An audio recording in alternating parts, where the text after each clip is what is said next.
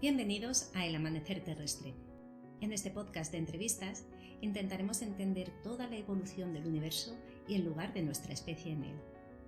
Todo ello desde un punto de vista interdisciplinar e unificador, el que nos ofrece la gran historia.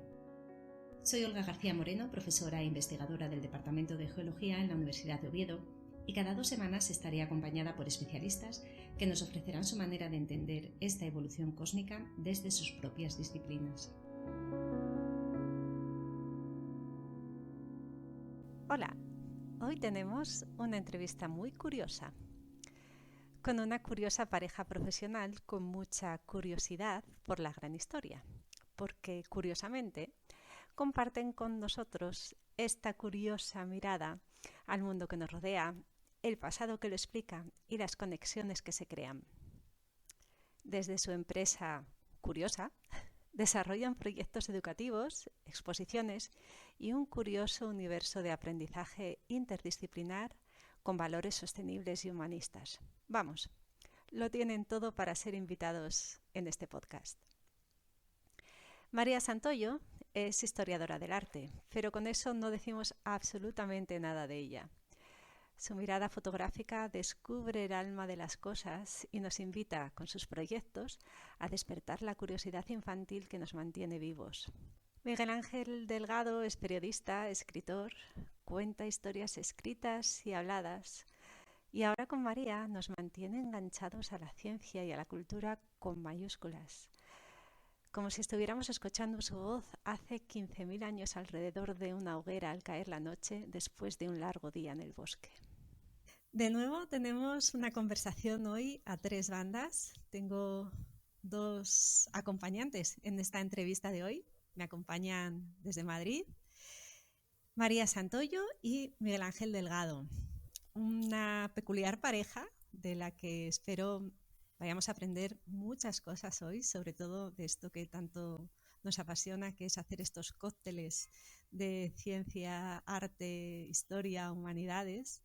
Y creo que el trabajo que ellos están haciendo ya desde hace algunos años es de interés para la audiencia de este podcast. Así que bienvenidos, María, Miguel, ¿qué tal estáis? Pues Muy encantados.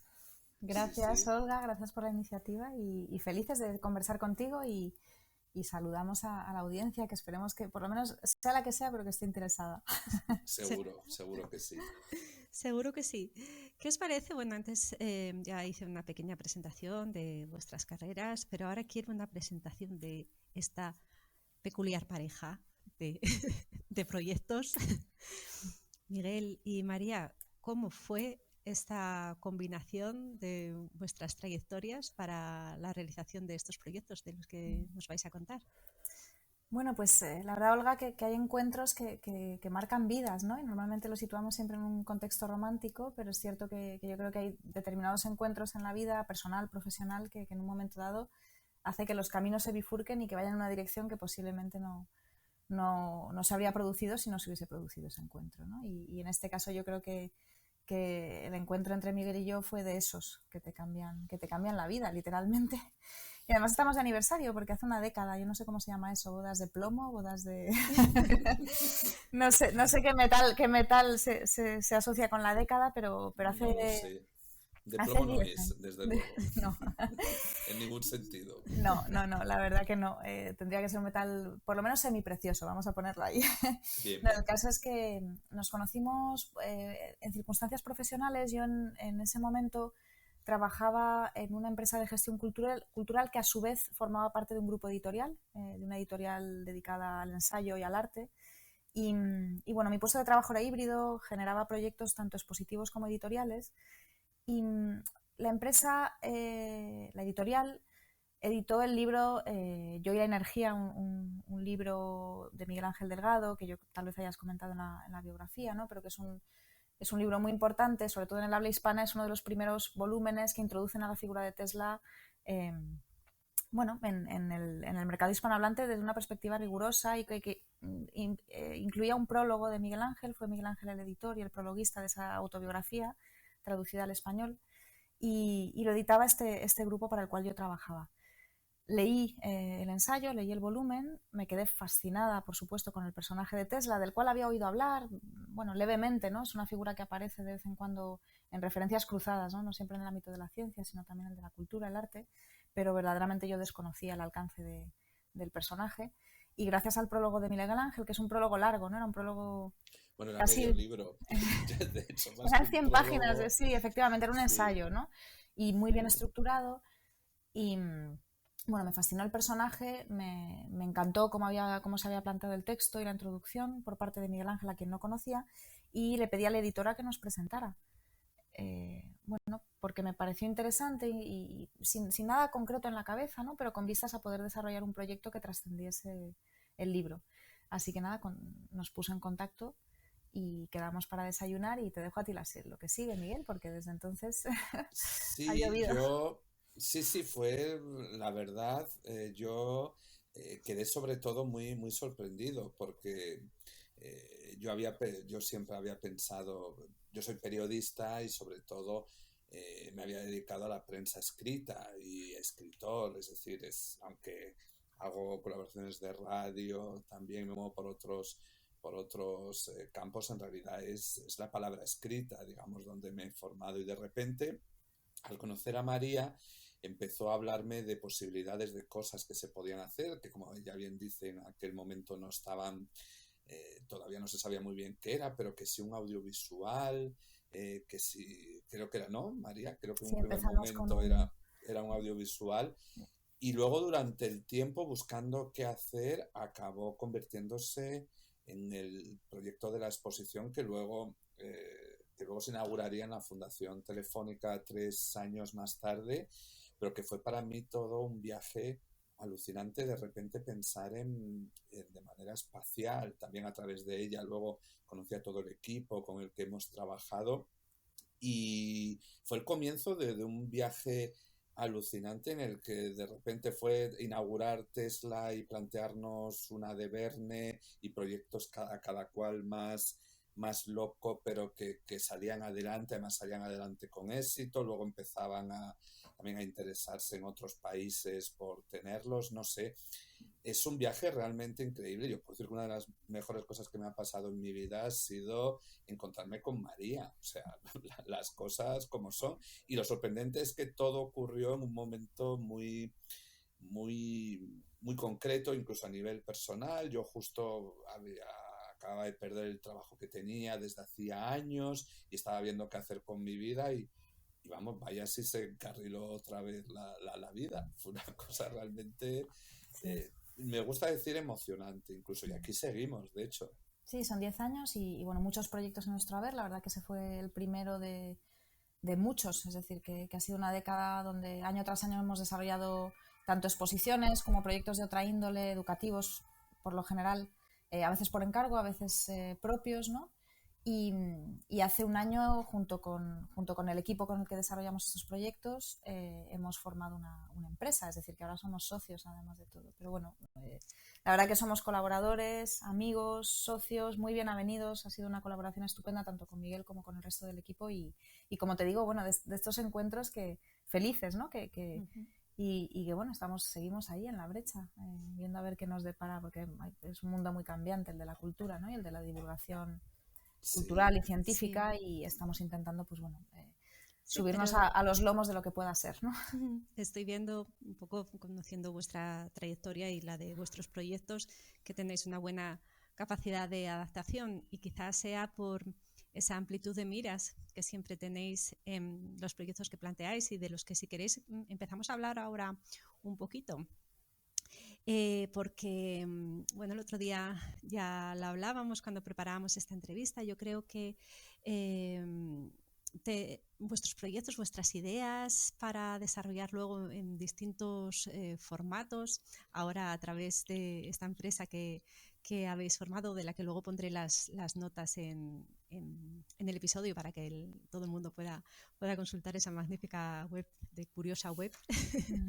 Y bueno, un poco indagando en estos proyectos me di cuenta del gran paralelismo que hay entre la manera en la que tenéis de plantear este acercamiento a distintos personajes históricos, podríamos decir, o distintas personalidades que realmente lo que hacen es aunar todo el conocimiento de la época desde una perspectiva muy amplia y sin etiquetas, sin las famosas etiquetas de ciencias, humanidades, de las que tanto renegamos en este podcast y en la gran historia en general.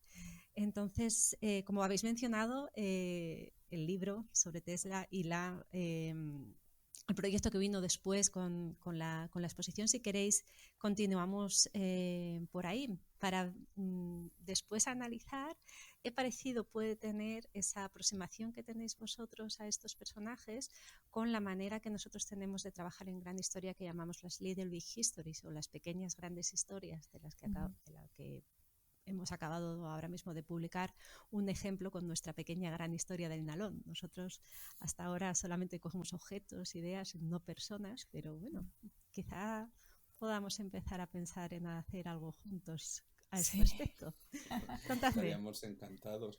No, a mí me gusta eso que comentas, porque sí que algo que creo que tenemos muy claro es que no hay ninguna historia pequeña, en realidad. A ver, nosotros nos hemos dedicado muchas veces a, si cogemos las exposiciones, nos hemos fijado en grandes figuras, ¿no?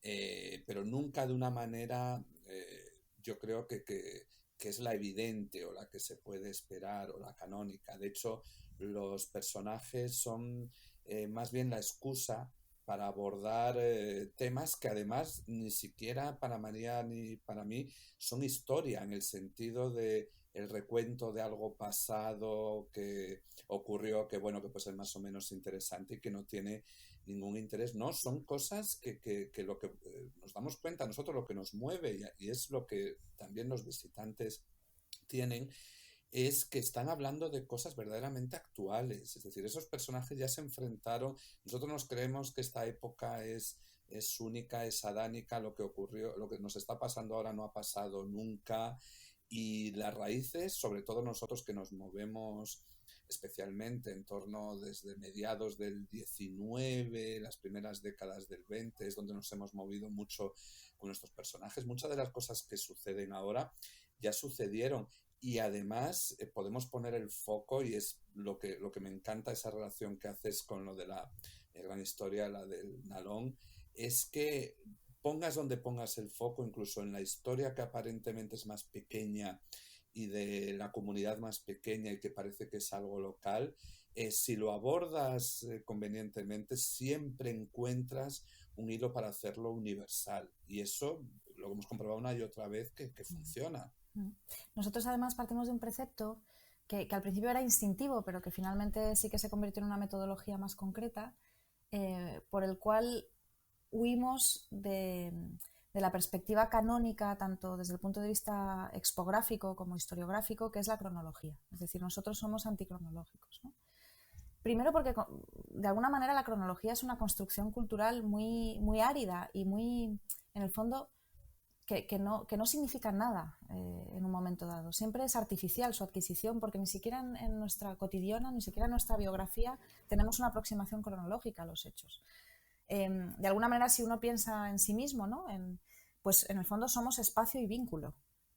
Partimos de esa base, ¿no? De alguna manera estamos en un lugar, en un tiempo concreto, pero ese tiempo concreto quienes nos lo están ejemplificando o lo estamos percibiendo y viviendo a partir del vínculo o bien con el lugar o con las personas que nos rodean, ¿no? Entonces, partiendo de esa base en el cual cualquier hecho puede analizarse o bien desde el espacio o bien desde la individualidad o lo colectivo de lo vincular, a partir de ahí otras 1000 historias son posibles, ¿no? Y como dice Miguel, no hay pequeñas historias. Yo además ya ahí añado la perspectiva de género.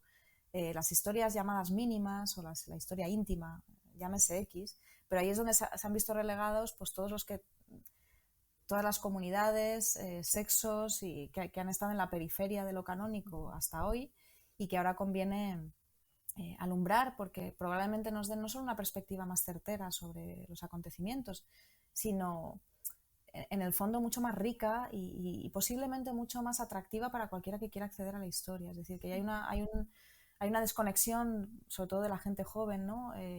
por el hecho histórico que viene, yo pienso que por la desconexión frente al canon y frente a la imposición de lo cronológico como algo que verdaderamente no inspira nada, ¿no? La cronología solo inspira cuando hay utopías, de alguna manera, pues ucronías, ¿no? O ficción que parta de lo cronológico, pero más allá de eso, nos parece que una figura, bien porque esa figura sea lo suficientemente versátil, como en el caso de Tesla o de Verne, que está atravesada por muchas personalidades, disciplinas, que en un momento, bien porque sea un polímata, ¿no? Porque un humanista, o bien porque estuviese muy en contacto con su realidad y su entorno y que inevitablemente fuese permeable como todos nosotros, porque también yo reivindico mucho, sobre todo en mi parte, ¿no? En la enseñanza del arte, que no se puede descontextualizar la práctica artística de su entorno y de su entorno pop, de su entorno vivencial, incluso de las pequeñas cosas que en el fondo pues, son determinantes en un momento dado. Es decir, si todo se analiza siempre desde la perspectiva de lo genial, de lo heroico, de lo épico, de lo cronológico,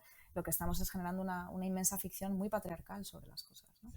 Sí, y de hecho me gustaría añadir solamente una cosa al hilo de esto que está comentando María. Esto no es una cosa teórica, es decir, es una cosa que lo aplicamos de manera práctica y, por ejemplo, una de las cosas que disfrutamos es con las itinerancias de las exposiciones. Nuestras exposiciones no se empaquetan sin más y se llevan al sitio donde se van a exhibir, se abre y se pone todo lo que hay. Y puedo poner el ejemplo de la exposición de Verne, que por ejemplo estuvo en el Niemeyer, en Avilés. Y nosotros siempre que las exposiciones viajan, incluso en América, y todo, buscamos una vinculación local. Y por ejemplo alguna figura de Verne se leía en todos los sitios. Entonces, pues buscamos en la biblioteca de Asturias, buscamos en el puerto de Avilés, buscamos por museos locales y conseguimos piezas magníficas sobre el mundo de la navegación. El mundo de Verne está reflejado, por ejemplo, en los museos asturianos, sin necesidad de que tengas que traerte una pieza de Nantes, ni de París, ni de ningún sitio. Y es una cosa que hacemos siempre, lo vinculamos con y el discurso funciona, porque hablamos de personajes que han dejado una huella cultural en todos nosotros. Y es una forma de que la gente también lo sienta como algo propio. Claro, parte de nuestra propia historia, la de todos. Pero exacto, como decía María, desde esa proximidad, ese vínculo, no tanto porque haya sido un personaje de nuestro tiempo en absoluto, sino claro. por esa... Y siempre hay un elemento... siempre hay elementos contemporáneos, actuales, desde los cuales, incluso personales, ¿no? Incluso afinidades comunes con figuras del pasado que si uno canaliza adecuadamente y sin ser efectistas ni forzar las cosas ni los discursos, como dice Miguel, en un momento dado se puede generar un vínculo entre un personaje aparentemente inconexo de una realidad local a través precisamente de esa búsqueda de cómo esa figura o ese personaje o su acción impactó en lo local, poniendo en valor de repente, en este caso, piezas museables, ¿no? que en un momento dado estén confundidas entre colecciones, que en un momento dado queden ocultas, ¿no? Que en un momento dado no se puedan poner en valor, pero poniendo ese foco, ¿no? De repente hablamos de los orígenes de la investigación eléctrica en Nicaragua, claro, gracias al personaje de Tesla, ¿no? Entonces, cuando la exposición se lleva para allá, de repente, por supuesto, había uno que investigó en esa época, hay un artefacto conservado en tal universidad, y de repente la propia comunidad local y el público local y, por supuesto, los chavales a través de los programas educativos sienten que forman parte de una historia macro, pero no desde lo contemplativo, sino desde lo participativo. Es decir, formamos parte de este flujo, ¿no? histórico. Yo creo que ahí sí que hay confluencia con vuestro principio, ¿no? de la historia. De hecho, dos de los temas que habéis comentado, uno el del tiempo y huir de las cronologías, lo hablamos con el catedrático de bioquímica Carlos López Otín cuando vino a hablarnos del sueño del tiempo y casi salimos convencidos, aunque me dijo que él no pretendía convencer a nadie, pero sí con la idea de que realmente el tiempo es algo que nosotros imaginamos, ¿no? Y es lo que refleja en ese maravilloso libro. Y también hablando de la historia doméstica no contada, también con Ana, otra historiadora del arte Fernández de aquí, de la Universidad de Oviedo. Así que los temas, desde luego, son comunes. ¿Qué os parece? Porque hemos hablado mucho en general ahora de esos proyectos y ya habéis nombrado 2 de los personajes de estas exposiciones. Si podéis elegir cada uno, el que queráis. Habéis mencionado a Tesla y a Verne. Un poco darnos aspectos más concretos, dar ejemplos más concretos de esta visión tan especial que tenéis. Mira, si quieres voy a dejar que Miguel te cuente Tesla, que es Tesla es su no sé, entre padre, hermano e hijo, ¿no? Es una figura familiar para él. Y yo, aunque hemos mencionado a Verne y es una exposición que fue muy fascinante para ambos y podremos hablar de ella, pero a mí sí me gustaría también reivindicar un proyecto que generamos, el penúltimo, ¿no? Sobre la bailarina del futuro, se llamaba, que era sobre las pioneras de la danza moderna. Entonces voy a dejar que Miguel cuente un poco cómo concebimos el proyecto, cómo se mostró el de Tesla, y luego si quieres yo te cuento un poquito de la bailarina. Perfecto, la danza es una de mis pasiones, así que has acertado.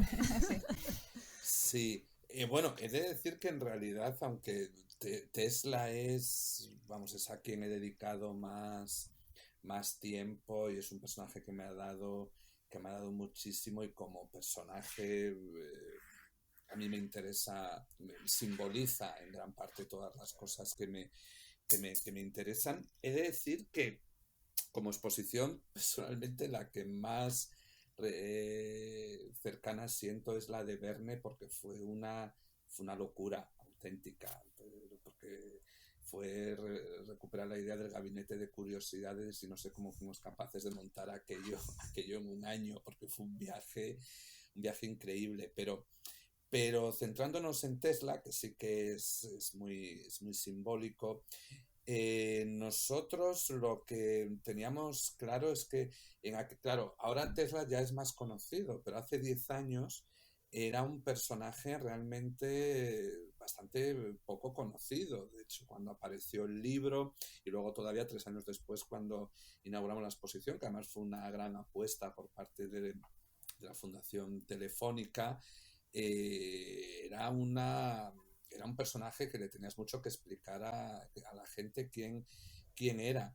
Pero desde el primer momento lo que huimos fue de las pocas exposiciones que se habían hecho incluso a nivel mundial en torno a Tesla, eran muy históricas, o sea, eran de contar claro, es una historia muy alucinante la de Tesla, tampoco la vamos a resumir aquí, pero tiene un guión que es de película, que es de cómic, de videojuego, o sea, la puedes utilizar en lo que quieras. Pero lo que nos interesaba era una mirada desde el aquí y el ahora, o sea, qué nos aportaba Tesla en nuestra época, es decir, todos los temas que abordaba. Así que en realidad la cronología la resolvimos al principio con un mapping maravilloso, que era creado por Cintia González, una de nuestras colaboradoras y socias también, que en realidad tenía tanto de información como de arte, porque otra cosa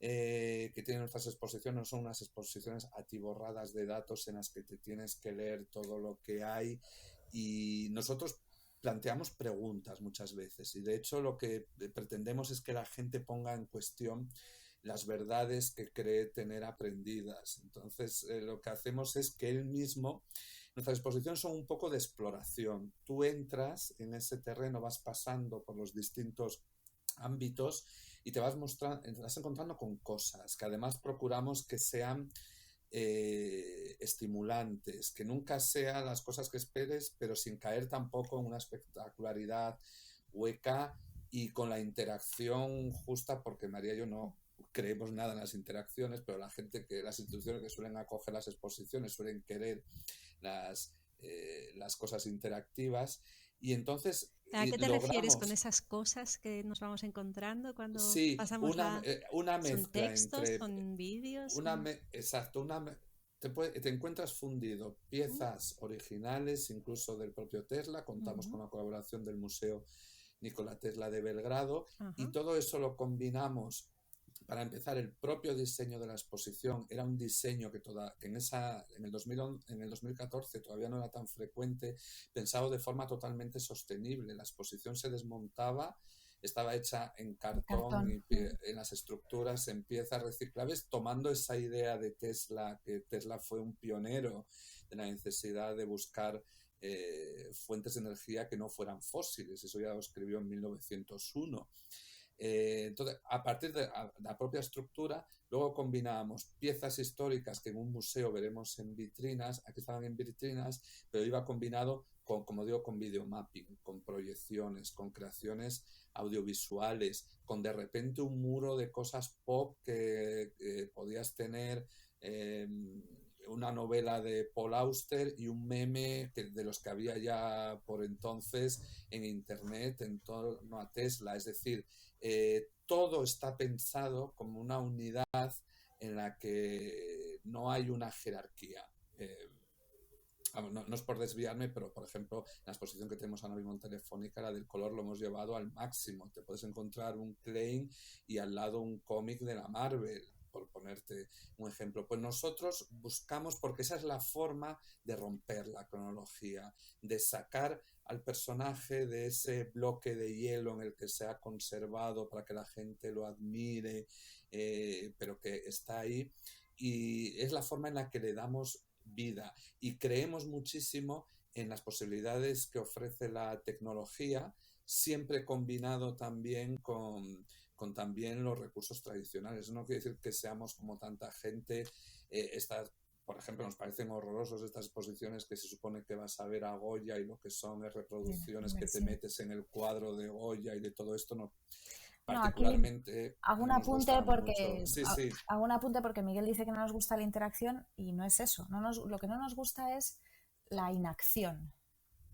Porque la interacción muchas veces implica inacción, ¿no? Implica pulsar un botón y dejarse estimular por alguna cosa audiovisual. Pero lo cierto es que nosotros... Sí, yo me refiero a eso de los botoncitos, que la gente da los botoncitos y no ha entendido nada. Claro, pero nuestra idea al contrario es fomentar, y además con recursos que están estudiados, ¿no? Y que combinan lo espacial, lo arquitectónico, el texto escrito con el estímulo visual, con el estímulo... O sea, que todo eso está bastante calculado para justamente fomentar la interacción que verdaderamente es necesaria, que es la interacción intelectual, claro, y emocional en un momento dado. Pero bueno, sobre todo la curiosidad. O sea, en definitiva, nuestra empresa se llama Curiosa por un motivo, y es porque verdaderamente lo que nosotros pretendemos es, sin dividir audiencias, es decir, tanto niños pequeños, universitarios, personas expertas en el tema, es decir, que generar combinaciones de varios niveles de lectura donde todo el mundo pueda encontrar esa respuesta, y generar estímulos que despierten la curiosidad sobre la figura, sobre el tema, y además utilizando recursos que a veces son bien tradicionales. De hecho, en esa exposición, que era muy innovadora en cuanto a la museografía por el tema de la sostenibilidad, ¿no? Y de los expositores, que además a su vez reproducían simbólicamente pues el patrón circular de los laboratorios de Tesla, donde los objetos, las piezas emblemáticas no están situadas a un nivel, digamos, de mausoleo, ¿no? De la gran pieza iluminada, sino que se intercalan con piezas a veces más de apoyo didáctico, es decir, que tampoco hay unos niveles ahí jerárquicos, pero el hilo conductor de todo eso era un recurso tan tradicional como no solo el texto, sino la propia voz de Tesla. Lo que hicimos fue recuperar extractos de su propia biografía, y esas eran los textos de cada ámbito, que además es una voz tan, en ese sentido, es cierto que la voz de Tesla es bien particular porque de repente resuena tantísimo en la contemporaneidad, es decir, se habla de él como un visionario, no nos gusta mucho esa palabra, ¿no? En el fondo simplemente son personas especialmente sensibles a su entorno, que están investigando, son innovadores, son científicos, están buscando un futuro, con lo cual son capaces de verbalizarlo en un momento dado antes de tiempo, ¿no? Y es cierto que la voz de Tesla, que es una voz muy atractiva porque tiene una cosa elegante, un poco austrohúngara, ¿no? Del siglo XIX, pero al mismo tiempo diciendo verdades que tienen que ver con el wifi, con internet, con la energía sin cables, con cosas que están tan al pie de la calle. Entonces, nos pareció que con esos textos el visitante podía ir conociendo no solo al personaje a través de su propia voz, sino también ir descubriendo, por supuesto, lo que es, lo que hizo, pero también su entorno, como decía antes, sus seguidores o figuras ejemplares también en el ámbito, por ejemplo, español. Hablábamos de personajes que también investigaron en ese campo importantes: Isaac Peral, el submarino eléctrico, Mónico Sánchez, un pionero también de las investigaciones con el electromagnetismo aquí en España, en Castilla-La Mancha. Es decir, que la perspectiva esta global, ¿no? Donde todo tiene una raíz y todo tiene una influencia, ¿no? Como unos 6 grados de separación o el efecto mariposa, ¿no? que genera la historia, pues también se aparecía ahí. Y luego visualmente, como decimos, siempre introducimos el tema de la cultura popular, porque nos parece que no es una cita a pie de página, sino que muchas veces la cultura popular genera alta cultura y viceversa. Es decir, que hay astronautas que quisieron ser astronautas por leer la novela de género de Verne y a su vez, es decir, escritores de ciencia ficción que abren campos de investigación. Es decir, que todo eso se mezcla y la cultura popular también tiene un papel preponderante y cada personaje en su contexto se relaciona, por supuesto, con la cultura popular y con la arquitectura, con todo, ¿no? Es decir, Tesla no sería Tesla si no hubiese pasado por Nueva York, en fin, hay toda una serie de cuestiones que son interesantes, ¿no? Entonces lo que hacemos es un buen cóctel al final, ¿no? Sí, y solo añadir que tenemos una enorme fe y respeto en la capacidad de la gente para entender las cosas, que muchas veces se piensa, no, esto es muy complicado, el falso didactismo, ¿no? Que como que a la gente hay que darle las cosas muy más claras. Nosotros hemos abordado en nuestras exposiciones temas complejos y que hemos expuesto, y la respuesta de la gente ha sido estupenda. La gente sí, claro, lo que pasa es que hay que saber cómo exponérselos, pero creo que muchas veces se tiene bastante poca fe en la capacidad de comprensión de la gente, y los visitantes suelen tener mucha capacidad de comprensión. Creo que por eso nuestras exposiciones funcionan, como se dice, ¿no? Para todas las edades, desde los abuelos a los niños. Son de 9 a 99 años. Sí. Desde luego, porque la curiosidad es una cualidad que tenemos y que nos mantiene vivos, ¿verdad? Desde niños ya descubriendo el mundo, y si quieres llegar a esos 99 años, yo creo que te tiene que mantener esa curiosidad en el momento que la fluido de la vida. Y si la exposición aburre, es culpa tuya. O sea, yo eso lo tengo muy claro. Da igual el tema que sea, se puede contar en una exposición de manera que... Porque la gente quiere que le cuentes cosas. O sea, la gente es lo que mejor recibe. Y creo que también esa es otra de nuestras claves, que en el fondo contamos historias, que es el motor fundamental siempre para contarle las cosas a la gente. Y muchas veces se olvida que tienes que contar historias.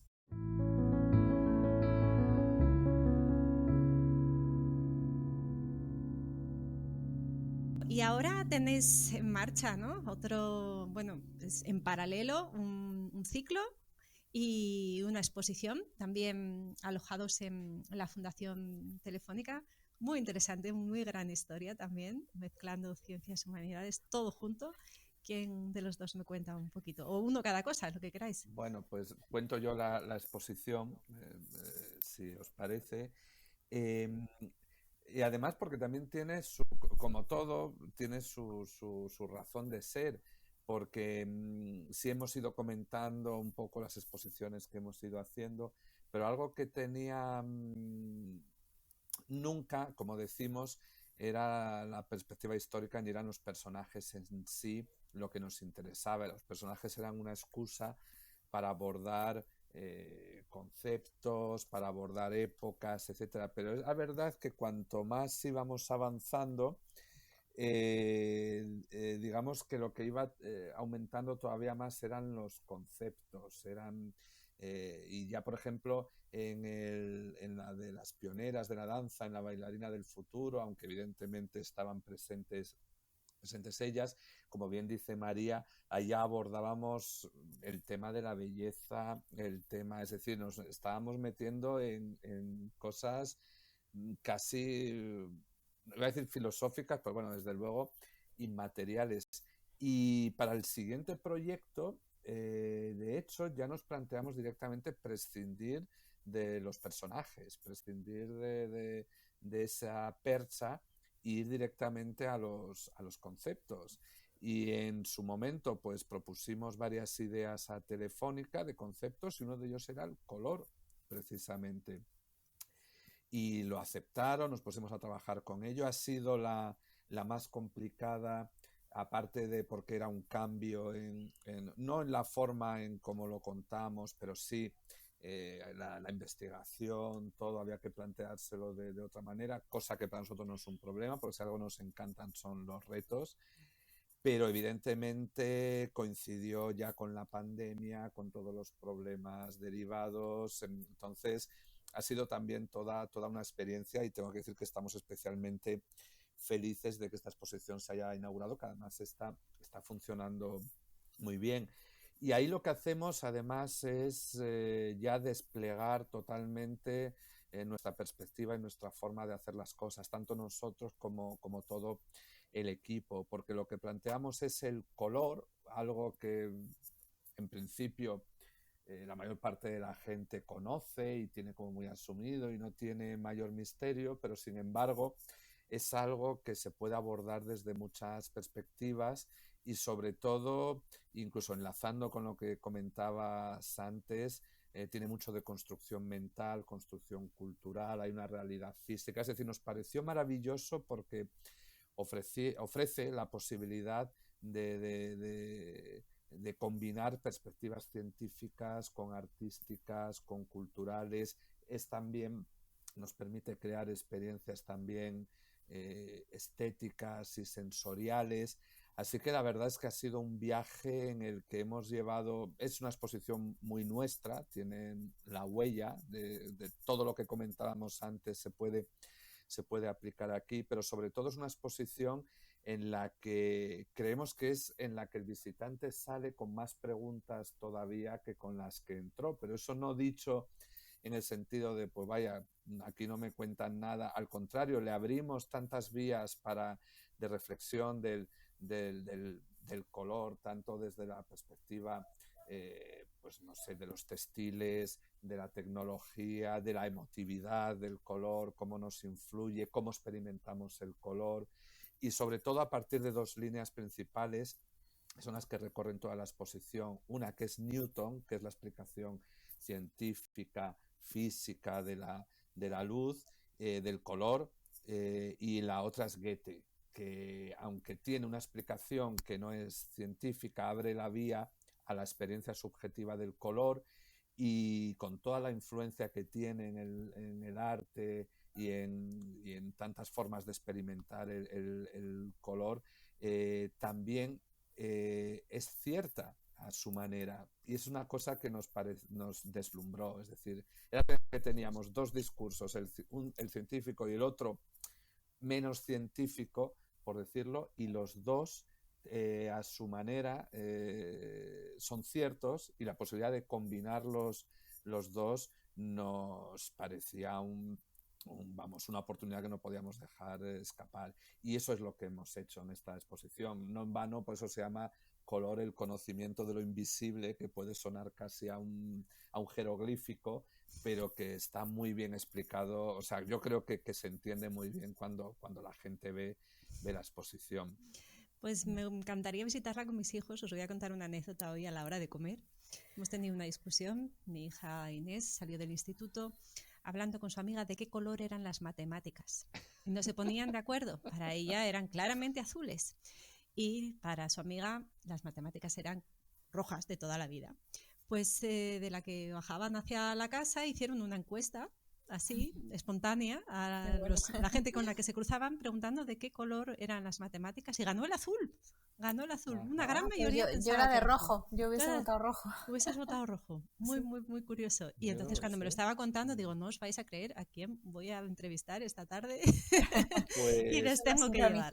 Pues eso enlaza además con el ciclo, María.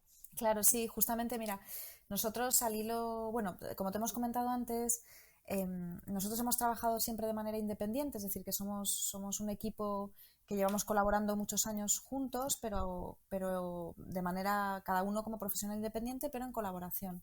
Y hace un año sí que decidimos montar una empresa, pero no para poder ejecutar estos proyectos expositivos, museográficos, ¿no? Porque seguimos desarrollando y por los cuales nos conocían, sino justamente para dar continuidad y porque yo creo que todos nosotros nos encontrábamos en un punto de inflexión profesional, personal, de necesidad no de cambio, sino más bien de nueva perspectiva o de reorientación, ¿no? o de adaptación a los tiempos presentes, ¿no?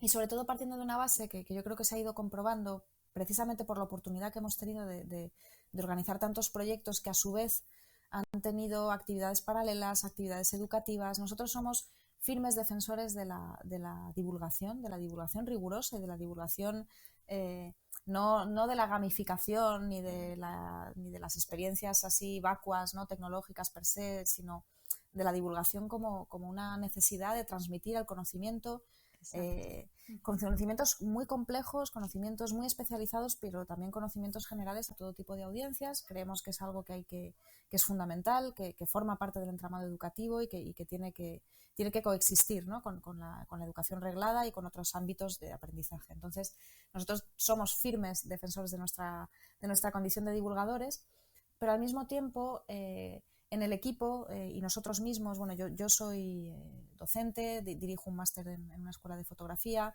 En el equipo varios de nosotros también somos docentes. Miguel Ángel tiene una experiencia también muy amplia en conferencias, y en comunicación y divulgación científica. Es decir, que todos tenemos esta vocación no solo de comunicar y de divulgar el conocimiento, la cultura, el arte, sino también de enseñar, ¿no?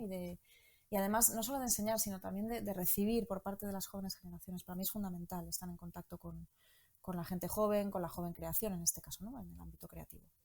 Y lo cierto es que la empresa que hemos formado, Curiosa, pues de alguna manera sí que extiende, ¿no? esa posibilidad de... Nosotros al final lo que hemos desarrollado en el ámbito museográfico o expositivo son nuevas maneras de contar, ¿no? Dice Miguel que nosotros contamos historias ante todo, y es cierto que nosotros concebimos como nuevas maneras de contar las cosas en el ámbito espacial, que no son habituales en el ámbito curatorial, que tienen más que ver con un ensayo de estudios culturales que con una exposición al uso, pero que a su vez no son también instalativas y combinan cuestiones que tienen que ver con la arquitectura, con las artes audiovisuales. Es decir, que hay una fragua ahí interesante.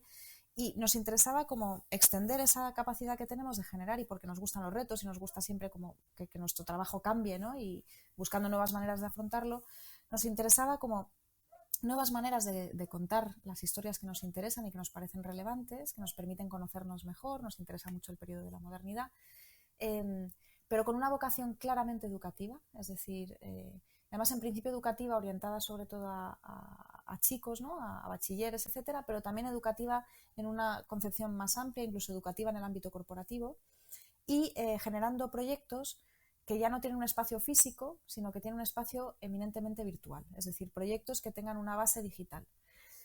¿Por qué cuento todo esto? Porque este ciclo Sinestesia, que es un ciclo que se ha organizado en Fundación Telefónica, contextualizado en la exposición sobre el color, en el que abordamos justamente los cruces entre sentidos y colores, ¿no? Tenemos 5 episodios, cada uno dedicados a un sentido. Acabamos de atravesar el Ecuador, vamos a abordar el 4.º episodio, justamente este viernes, que está dedicado al tacto, y terminamos con vista. Está funcionando muy, muy bien, y son programas de podcast en directo, es decir, es radio en directo. El producto final, aunque hay productos derivados porque también se emite en streaming, también es un evento en vivo y en directo, es decir, que también está lo presencial, pero bueno, el producto final lo que nos interesaba era generar un espacio sonoro, ¿no? Y sobre todo válido en el ámbito sonoro, y como un nuevo espacio y como un nuevo formato de transmisión de estas historias transversales, cruzadas, donde se combinan figuras de distintos ámbitos de la ciencia, de la cultura, del arte popular, y las ponemos en contacto y las ponemos a dialogar a partir de un tema, para que de ese tema pues de repente afloren nuevas perspectivas, nuevas preguntas frente a una audiencia que además también es de todas las edades, y que estamos comprobando que funciona porque interesa a los chicos pequeños, a las personas mayores, es decir, y nos lo estamos pasando muy bien, además estamos disfrutando. Entonces este ciclo Sinestesia, que como te digo empezó en octubre y ahora terminará el 3 de diciembre en Telefónica, lo hacemos los viernes, y en realidad es un programa de variedades. Es curioso porque es como un programa de radio en directo, un poco como decía el otro día Miguel, lo único que nos falta es la orquesta en directo, ¿no? Pero es con ese planteamiento de entrevistas, actuaciones, cruces, ¿no? Piezas musicales, es decir, una combinación donde todo se somete al tema del día, pero con transversalidades maravillosas, ¿no? Y por eso se llama Sinestesia, porque al final es pues personas que huelen colores, o sea, no necesariamente entrevistamos a personas sinestésicas, pero sí profesionales de ámbitos donde el cruce entre esos sentidos es necesario, ¿no? Tuvimos el otro día, en el episodio dedicado al olfato, pues a una perfumista, a unos policías y sus perros policía, ¿no? El olfato desde múltiples ámbitos. Sí. En el próximo episodio, el del tacto, que es este viernes, vamos a tener para abordarlo pues a unas dramaturgas que han hecho un espectáculo sobre Helen Keller, este personaje tan fascinante, ¿no? Esa científica sordociega, ¿no? Bueno, más que científica, ¿no? Yo creo que era una figura muy, muy transversal también. Pero también vamos a entrevistar a una sexóloga, es decir, que son cruces, pero que al final lo que transmiten o sea, nuestra idea es eso, es transmitir conocimiento, partiendo de la base de que el conocimiento se puede transmitir de una manera que al estimular la curiosidad sea muy amena, pero a su vez rigurosa y sin recurrir a efectismos, ni juegos, ni gamificaciones, ni actitudes como de puro consumo audiovisual, ¿no? Que nos parece como más vacuo. Sí, y además que pueden ser divertidos, pero en un Sí. sentido que a veces parece que las cosas son como que tienen que ser divertidas de manera forzada, y no, es por la pura asociación de ideas. Si comprobamos que, por ejemplo, les contamos una historia sobre la rueda de la orina que tenemos en la exposición de color, que es un libro de 1506, que aparece una carta de colores de frascos que resulta que son de orina. Entonces, según el color, es toda una ciencia. Además, era una de las bases de la medicina. O les cuentas la historia de la cochinilla, de cómo se teñía de rojo, y alucina. Es decir, combinamos desde el relato oral de toda la vida, que es lo de la radio de toda la vida, a expertos que llamamos, también piezas que están grabadas y que ponemos el sonido, pero en lugar de poner el vídeo hemos llevado además a una fotógrafa seleccionada además por María, una joven fotógrafa que lanza su mirada sobre eso que hemos estado haciendo. Y entonces, por ejemplo, llevamos a Eva H. a un mercado aquí en Madrid, y nos va contando lo que es para ella el mercado, los olores y todo eso. O nos vamos a la cocina de Pepe Rodríguez, el de MasterChef, en su restaurante, y ahí hablamos del gusto. Es decir, combinamos absolutamente todo, y porque lo que tenemos la experiencia es que sale algo mucho mayor que las partes, y al final estás transmitiendo información, conocimiento, y sobre todo, una vez más, que la gente se plantee las cosas. Está siendo toda una experiencia, desde luego. No, y además y responde un poco a lo que comentaba al principio de la entrevista, Olga, que en definitiva, como somos espacio y vínculo, yo creo que esta experiencia, y en general nuestras exposiciones se plantean desde ahí, ¿no? Son experiencias muy corales donde son necesarias, es necesario lo colaborativo en el sentido de la suma de conocimientos de distintos expertos, Claro. que a su vez responden al patrón de que es gente curiosa y apasionada, y que en principio va a participar bien de eso. En definitiva, lo que hace es ampliar muchísimo las posibilidades de transmisión de un tema concreto, hasta el punto de que al hacerlo así, sea cual sea el tema, planteándolo desde distintos puntos de vista y en lugar de desde una única voz o desde una única idea, a través de una multiplicidad de voces, de una manera mucho más coral, en la audiencia, por un sitio o por otro, conectará con el tema.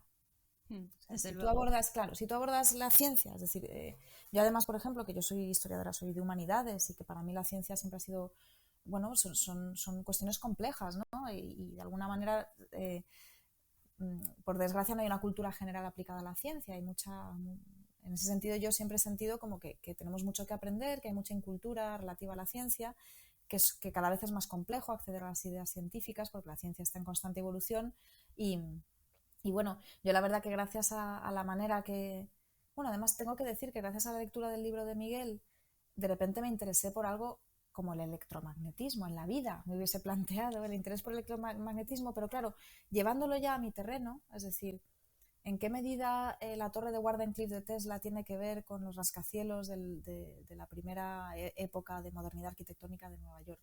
¿En qué medida el electromagnetismo tiene que ver con el arte cinético, con la propia velocidad de la ciudad, con las películas de cine mudo que a mí me apasionan y que tienen que ver con esa dinámica y ese movimiento? O sea, es esa transversalidad, claro, que en un momento dado, esa permeabilidad, que eso te lo da no no tú solo, es muy difícil que tú solo, con esa voracidad de saber, puedas, pero si te abres a hablar con otras personas, entonces nosotros lo que hacemos es traer a personas que saben hablar y que saben dialogar con otras y que de alguna manera, yo creo que ese es el enganche, ¿no? En este caso. Sí, es lo que decíais, al final el tema es la excusa.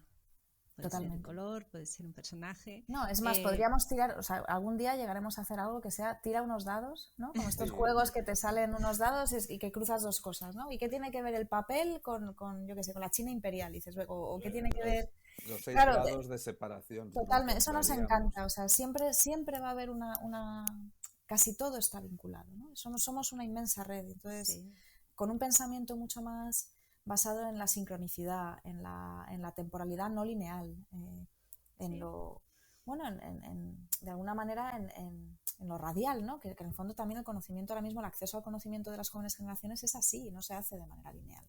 Es entonces, pura gran historia lo que nos estás contando. Totalmente, entonces consideramos que eso te permite como un campo expandido que es muy divertido, porque de repente puedes hablar de cualquier cosa a partir de cualquier elemento, ¿no? Y eso es interesante. Como decía el profesor de filosofía que vino el otro día a contarnos la experiencia de llevar la gran historia a los institutos, no es verdad que todo esté relacionado con todo, porque eso no es cierto, pero sí que hay muchas cosas que están relacionadas con muchas cosas, y en esa relación está esa mirada diferente que podemos ofrecer y que es tan atractiva, en el caso que nos contaba él, pues para los estudiantes de secundaria y bachillerato, donde están adquiriendo conocimiento en modo de conceptos aislados e inconexos de una manera casi mecánica, sin ninguna motivación, ¿no? Más que pasar el siguiente examen.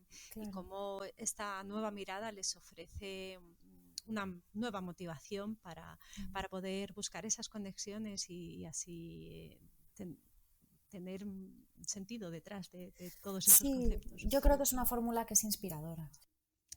Muy bien, pues ya nos habéis puesto los dientes largos con el ciclo y la exposición. De nuevo pondremos los enlaces para que la audiencia pueda seguirlo y pueda visitaros, y creo que vamos a tener que ir terminando de momento, porque como sé que vais a seguir trabajando, que habrá proyectos que estéis desarrollando que nos queráis contar en un futuro, aquí estáis invitados para en la próxima inauguración pasar por aquí a contarnos de qué va, cuál es la nueva excusa, cuál es el nuevo tema que vamos a utilizar como excusa para hacer este maravilloso viaje. Pero no os voy a dejar marchar sin responder a la pregunta que ya viene siendo un clásico para terminar estas conversaciones, y puede empezar cualquiera de los dos, quien quiera. ¿Qué es lo que pensáis? ¿Qué os evoca? ¿Qué os sugiere la visión del amanecer terrestre?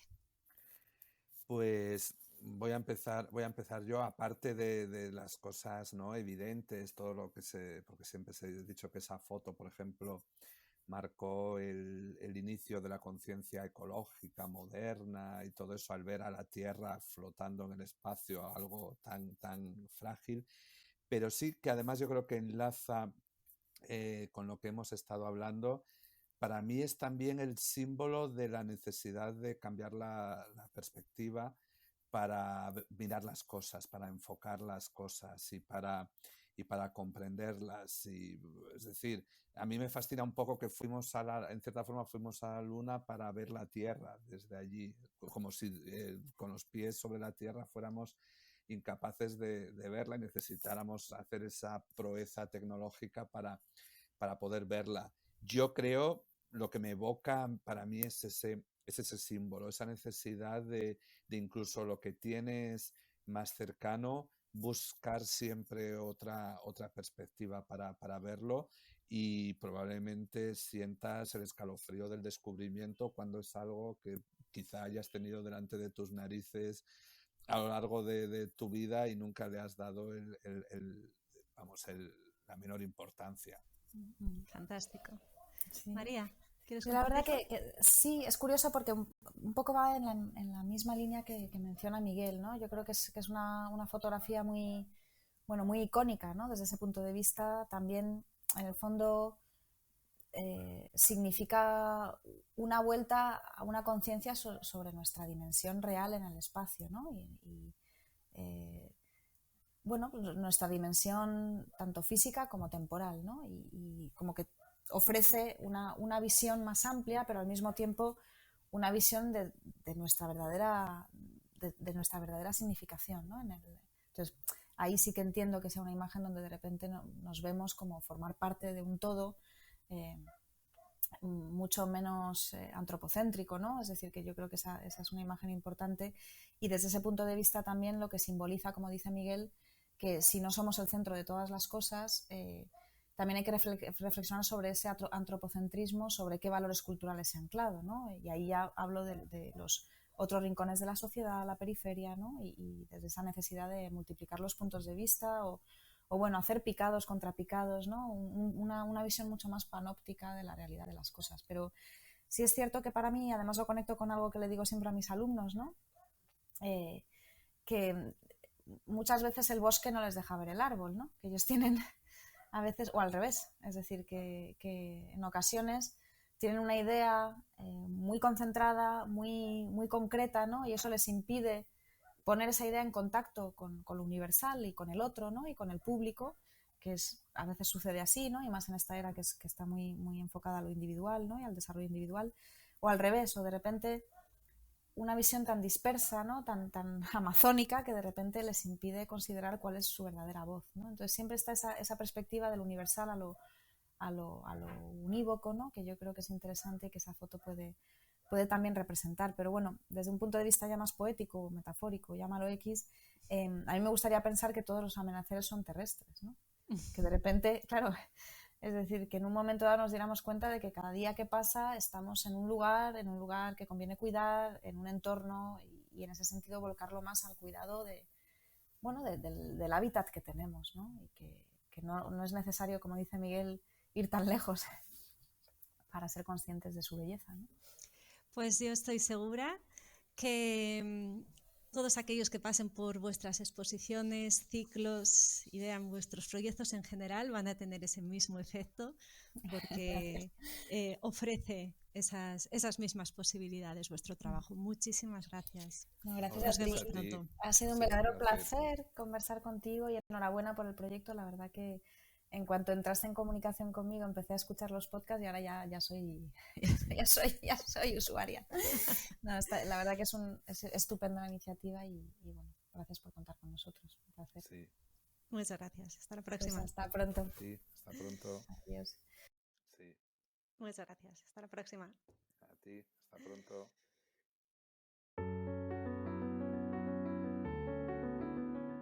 Personajes, historias, luces y sombras, emociones, conexiones, miradas y aprendizaje. Menuda conversación hemos tenido hoy. Tengo que volver a repetir que me siento muy afortunada. Estos encuentros, aunque sean virtuales, me reafirman en la idea de la necesidad de la mirada de la gran historia para seguir avanzando en el conocimiento, la cultura y la imaginación. No voy a añadir nada más porque me parece que hoy se ha dejado bien claro en este agradable encuentro con dos personas excepcionales. Gracias María y Miguel, y gracias a Paz Encinas por el descubrimiento. Los que estéis escuchando y podáis visitar la exposición del color o asistir a Sinestesia, el ciclo en la Fundación Telefónica, no lo dejéis escapar. Para los demás, en las notas tenéis todos los enlaces para conocer su trabajo desde casa. Ya me despido, no sin antes recordarte, como siempre, si ya has llegado hasta aquí y te ha gustado este episodio del podcast, te invito a que compartas, comentes y regalarme amor en forma de corazoncitos o likes para poder seguir adelante con este proyecto. Nos encontramos de nuevo dentro de 2 semanas en el siguiente episodio. Y ya sabes, ahora que has visto el amanecer terrestre, por favor, no te vuelvas a dormir.